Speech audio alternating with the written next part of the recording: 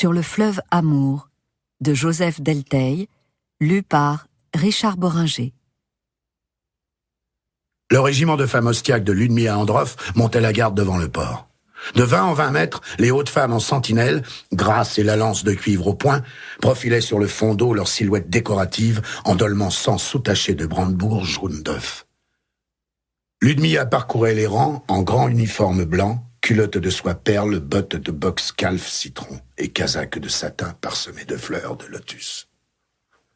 Elle portait sur ses cheveux blonds une sorte de casquette plate, drap et cuir à jugulaire de soie.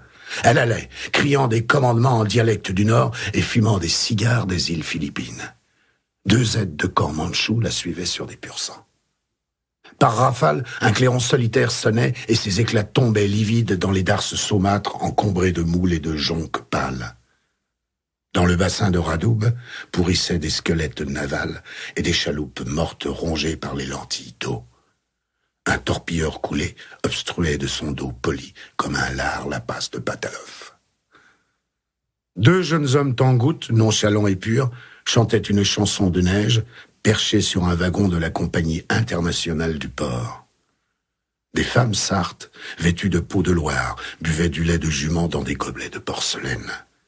Des vieillards lolos se lissaient en silence les barbes. Des filles de Nikolaïevsk, le visage peint, les ongles et la pointe des seins fardés, allaient et venaient à travers les groupes et les peuplades, frôlant dans leurs robes de soie à cigogne de rudes mâles tibétains ou kalmouks, et parfois caressant un bel et faible mongol de leurs mains fines et parfumées. Et le cœur impassible, elles offraient aux barbares d'Asie les mêmes corps qu'elles offriraient bientôt aux bolchevistes de Moscou. Des marchands coréens établis devant les maisons des quais vendaient des cigarettes, du thé, du savon et des gâteaux de mil. Leurs étalages à 2 roues se déplaçaient sur les trottoirs de bitume. Et eux, petits derrière leurs baraques, sévères et soignés, la barbiche maigre, criaient amèrement leur camelote avec des voix de martyrs. Du quai au steamer Arthur VI, c'était un va-et-vient de barques et de canots pleins de spontanéité. Des bandes d'embarcations nageaient bord à bord, chargées d'ustensiles hétéroclites, d'armes, d'abordage, de femmes sibériennes et de ballots de cartes d'état-major. Sur l'une, un petit chien blanc, juché sur des sacs de seigle, aboyait à la défaite. Les marins de l'Arthur VI faisaient le service de liaison avec des vedettes à moteur qui ponctuaient d'explosions et de cuivre jaune le spectacle pittoresque à point.